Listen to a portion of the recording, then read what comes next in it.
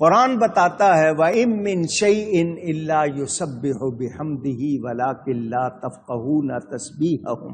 جب یہ آیت آئی تھی تو میں نے بیان کیا، کوئی شے ایسی نہیں مگر وہ اللہ کی تعریف کے ساتھ اس کی پاکی بیان کرتی ہے۔ ہر شے تسبیح کرتی، ذرا اونچی کہہ دیجئے، ہر شے۔ وَإِن مِّن شَيْءٍ إِلَّا يُسَبِّحُ بِحَمْدِهِ، اس کی تسبیح کرتی ہے اس کی تعریف کے ساتھ، مگر تم اس کو سمجھ نہیں سکتے۔ میں نے آپ کو بتایا تھا حضور صلی اللہ علیہ وآلہ وسلم تشریف لے جا رہے تھے، خچر پر سوار تھے، دلدل، میول، یہ گھوڑے سے کچھ چھوٹا، گدھے سے بڑا جانور خچر کہتے ہیں، وہ بدکا، جھٹکا لگتا ہے نا بدکا۔ فرمایا جانتے ہو یہ میرا جانور جس پہ میں سواری کر رہا ہوں کیوں بدکا؟ صحابہ کی عادت تھی، کہتے تھے اللہ ورسولہ اعلم، اللہ تعالی اور اس کا رسول ہی زیادہ جانتے ہیں۔ آج لوگ کہتے ہیں اللہ کو اللہ ہی جانے، نبی کو کیا خبر؟ تو صحابہ کہہ رہے ہیں اور حضور ان کو روک نہیں رہے، تو کیا مطلب جو وہ کہہ رہے ہیں صحیح کہہ رہے ہیں؟ آج نبی کے علم کا انکار کر کے خود کو عالم کہلانا چاہتے ہیں لوگ، شرم آنی چاہیے ان کو۔ حضور نے فرمایا اس جانور کو قبروں والوں پر عذاب ہوتا نظر آیا۔ نبی کی سواری کی برکت سے جانور قبر کے اندر دیکھ رہا ہے، تو جب نبی کی برکت سے جانور کو اتنا نظر آ رہا ہے جس جانور پر نبی سواری کر رہے ہیں، تو سمجھدار کو معلوم ہونا چاہیے کہ نبی کی شان کتنی ہوگی۔ وہ کہتے ہیں نبی کو دیوار کے پیچھے کا علم نہیں، تو ایسے لوگ ایمان والے ہیں؟ لیجئے جناب، حضور نے ایک درخت کی تازہ ٹہنی، شاخ، فرع وہ لی، اس کو دو ٹکڑے کیا اور دونوں قبروں پر وہ گاڑ دی۔ فرمایا جب تک یہ تر رہے گی، گیلی رہے گی، ان قبروں والوں کے عذاب میں کمی ہوگی۔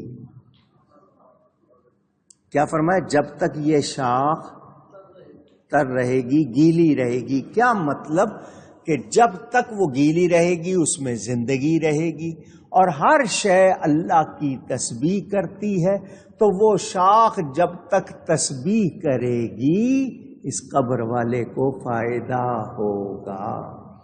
ہم یہ جو تازہ پھول ڈالتے ہیں مزاروں پر، اسی لیے کہ جب تک وہ تازہ رہتے ہیں، تسبیح کرتے ہیں، اس سے قبر والے کو فائدہ ہوتا ہے۔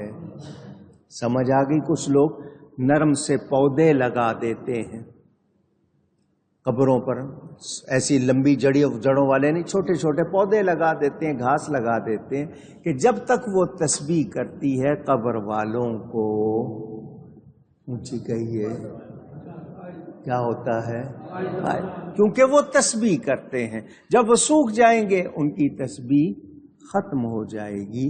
تو آپ نے یہ سن لیا، ہر شے اللہ کی تسبیح کرتی ہے اس کی تعریف کے ساتھ۔ اے بندے، 18,000 یا جانے کتنی مخلوق ہے کائنات میں، اللہ نے کتنی قسم کی بنائی ہے، شکر کرنے کا حکم انسان کو دیا ہے۔ اے انسان، تو اس کائنات میں رہتا ہے، اللہ کی نعمتیں کتنی ہیں جن سے تو فائدہ اٹھاتا ہے، تجھے کیا ہو گیا؟ تو رب کی تسبیح کیوں نہیں کرتا؟ اس کی تعریف کیوں نہیں کرتا؟ اس کا شکر کیوں نہیں کرتا؟ آپ کسی سے راستہ پوچھ لیں تو وہ کہے گا ادھر جائیں، وہ سامنے آ جائے گی جگہ، آپ کہتے ہیں شکریہ۔ آپ کسی سے کوئی چیز مانگیں وہ دے، آپ کہتے ہیں شکریہ۔ جس رب نے سب کچھ دیا ہے اس کا شکر کیوں نہیں کرتے؟ اس کی تسبیح کیوں نہیں کرتے؟